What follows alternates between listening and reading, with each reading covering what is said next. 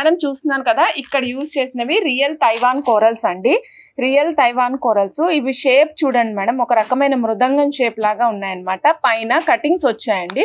నేను క్లోజప్లో మళ్ళీ ఒక్కసారి చూపిస్తాను. పైనంతా కటింగ్స్ వస్తాయి. బ్యాక్ సైడ్ చూసినట్లయితే black beads, hydro beads use చేసాం మేడం.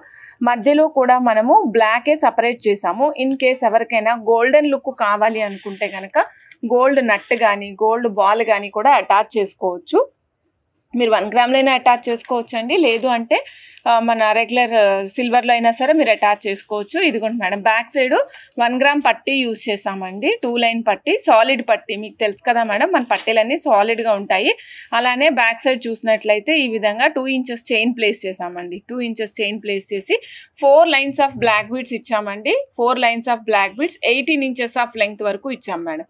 18 ఇంచెస్ ఆఫ్ లెంగ్త్ వరకు ఇచ్చాము. మధ్యలో చూసినట్లయితే కోరల్స్ ఇచ్చామండి. 1130 రూపీస్. నచ్చిన వాళ్ళు చెక్ చేసుకుని ఆర్డర్ ప్లేస్ చేసుకోవచ్చు.